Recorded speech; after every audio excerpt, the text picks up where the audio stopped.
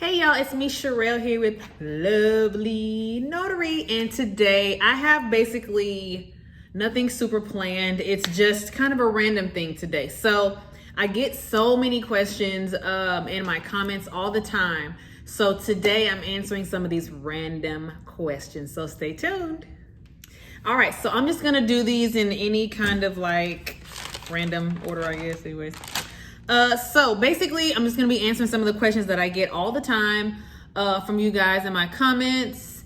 I'm sorry if I don't explain them correctly or good enough or well enough for you to understand, or, it's me or whatever it is, my bad. But I'm here to answer them now because I keep getting a lot of the same questions. So I feel like maybe the YouTube community of notaries is not explaining things as good as we should, and it's all good because we're all learning. So we'll start with the first question. This is a random one too. So how long do you keep your electronic journal? If you are a remote online notary, you have to keep it, or you should keep it for at least 5 years. So you can either do 7 or 5, but for sure 5. You have to keep it for at least 5 years. This is your electronic journal that you would use as a remote notary. Keep that in mind, okay? Okay, so next I have the reasons not to notarize a document. A lot of times we run into situations where like, oh shoot, do I, should I, can I, will I will, I did, I'm in trouble. So I'm gonna give you some reasons to not notarize certain documents, okay? Or documents, period, okay? So for the signer, if the signer's not present, y'all, don't be notarizing stuff and ain't nobody there, you there by yourself. That is illegal. You would get in trouble for that. Don't do that. If you can't identify them, then don't do it. It's better to not do it and that time be wasted than to go ahead and then double back in jail. That's not cool, okay? And also, I saw this in an article that I was reading for notaries. Don't use a credit card to identify somebody. That may not be their credit card. There's so many ways to do so many fraudulent things. So do not, you guys, you cannot use a credit card to identify somebody. We identify people right here.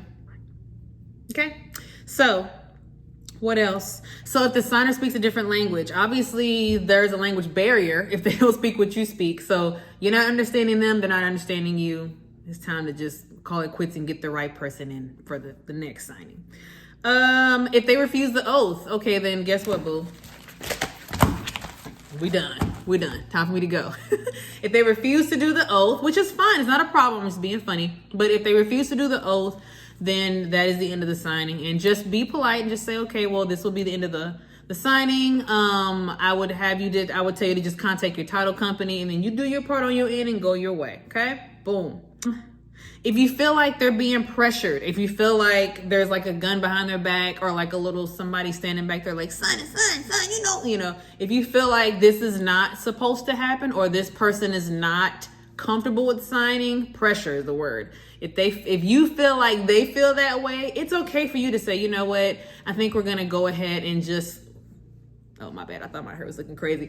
We're gonna go ahead and just cancel the signing for now. We'll get someone else in once everything is taken care of. There are, you can be professional about it. You ain't gotta be like trying to get up out of there. What else? Or if the signer is confused. So if they're just kind of like, what is going on? I'm not really sure. If you ain't sure, I'm not sure, nobody's sure, let's just cancel it, okay? Know when to not notarize documents, okay? My bad, y'all. One more reason to not notarize a document is if it's blank. If it is blank, do not notarize it. If there's information missing, do not notarize it. That means that information can be changed after you notarize it, which is where the fraud begins, you guys. Please make sure that there are no blank spaces. Okay, so this is a question that not many people ask at all, actually, but I think it needs to be answered because I don't hear about it much. And from my experience, I only hear about these things from the companies. I don't hear about it from, like YouTube or anywhere like that. But what makes a document invalid? You guys, how many of you, raise your hand, go ahead and raise it because I'm sure it's happened. How many of you have printed off documents, more than 100 pages, used a lot of ink, used a lot of paper for them to say, and you do the signing, you fax it back, and they get back to you that same day, and they're like, yeah, so there's a smudge, or your stamp's not dark enough, or the papers are cut off. Oh my God, that is the most annoying thing that can happen because guess what? You gotta start all over again from scratch. You gotta start all over again. So please, when you go through these documents, make sure that they are valid. Make sure that your stamp is solid as a rock on that paper, okay? I had a moment one time where I put my stamp down and I didn't firmly stamp it all the way down. So it was a little bit light on one part of my seal of my stamp. I said, let me just stamp right next to it again, just in case. Because if they don't accept it, you can't do anything about that. You have to go and redo it all over again. And it's not the whole packet. Whatever is missing or whatever is wrong is where they will make sure that you fix the corrections or whatever. But y'all, come on, y'all. And then also, so yeah, if the words are cut off at the bottom of the page, that's happened to me before, and I didn't even pay attention to know that it happened, or, you know, they told me, so I had to go reprint, and that was the whole packet that time. I was so mad. Anyways, and then, so if you're stamped, like I said, if it's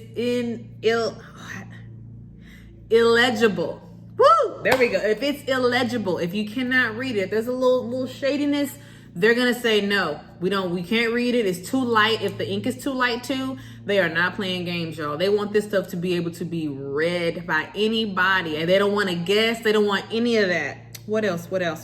If your seal's expired, come on, y'all. Why y'all doing signings and y'all seal's expired? You just want to be in trouble, okay? So make sure that you make sure that your documents are valid before you send them off, and those are all the reasons and things that make your documents valid or invalid. All right, y'all, this is my number one hot topic, hot question. It's an easy one, but I feel like the message gets misconstrued between the emails, the documents, and all that stuff. So here's the question. Do you pay for the shipping? So when I was first answering this question, I was like, no, you don't pay for the shipping. They pay for the shipping. But no, my answer has changed. Some of it's the same, but it's also changed. So it's a no but. So if you are working with signing companies and they are sending you documents, they're going to send you the barcode for the shipping place they want you to take it to, whether that be FedEx, whether that be DHL, whether that be UPS. You're going to have that label. The company's going to take care of all that for you. You guys, you don't have to do anything. If you print the label out, you're not paying money out your pocket. If you forget to print that label out, I'm sorry, you may have to go print it out. I think you need that label because there's certain barcodes on there.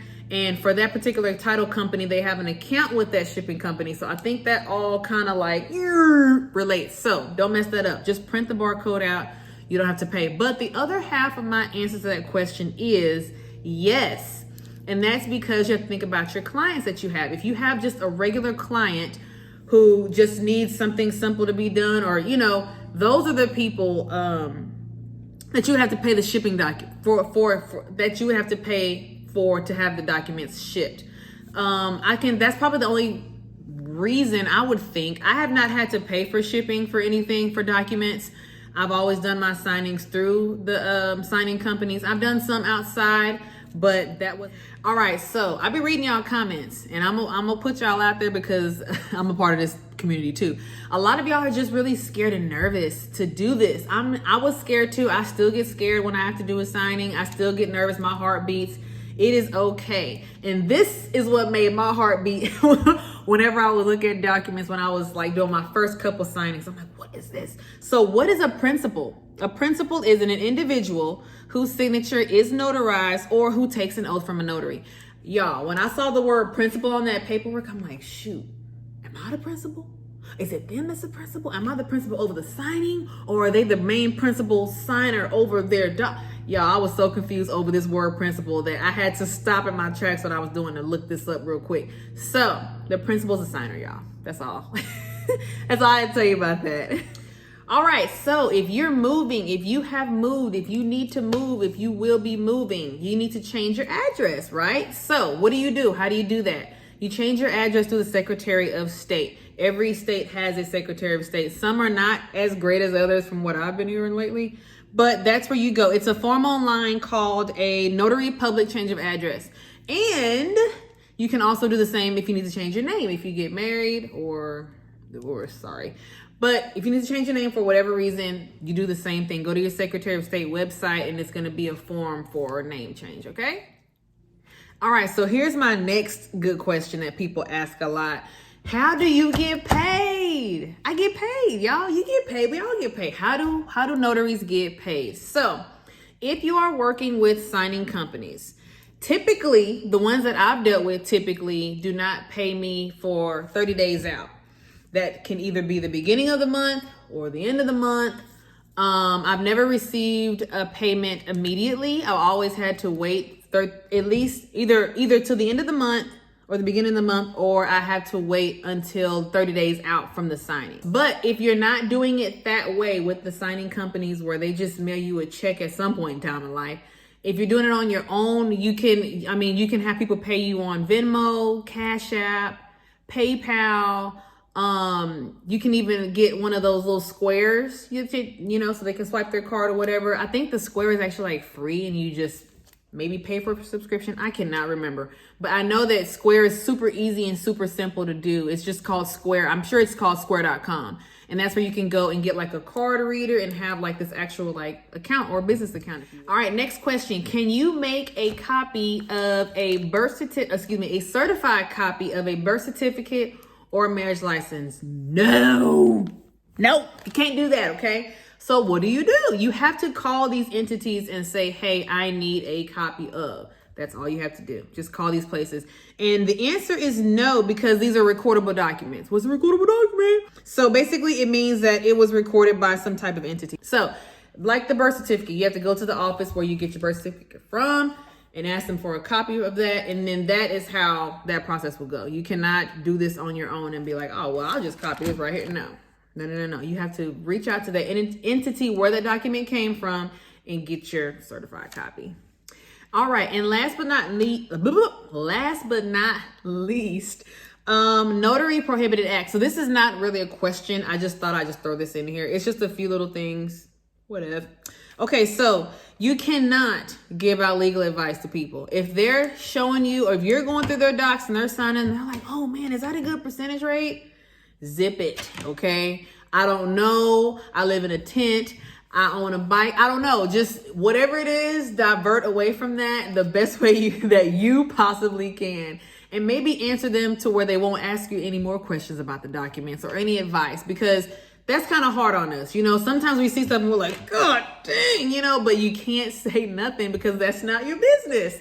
You're just a notary, right? You're just a public, oh shoot, I done hit the table. You're just a public servant. So that's how that goes. What else? You must sign your name on your documents as a notary the way it is under your commissioned name, like the way your name is commissioned through the state. So however it is there, mine is my first and last name. That's how I have to sign. If I do my first, middle, last name under my notary commission, then I have to do that on my documents when I sign as well, because that's what I decided to do. All right, you guys, so that is it for today's video. Hopefully I answered some of your questions, but I'm sure you have 1,000 more. So if you want me to do more of these notary question type videos, I would be happy to do them. If I could get a glass of water, sheesh, I'd be happy to do them. So please flood me with your questions. I'll do the research. I'll look it up. I'll answer them, and I will give it all back to you. So you ain't got to do all of that, and you can get your notary stuff done. So thank you guys once again for watching, supporting. I see all of you out there leaving comments and just being very encouraging. I greatly appreciate that. It definitely keeps me going. Until next time, have a blessed day.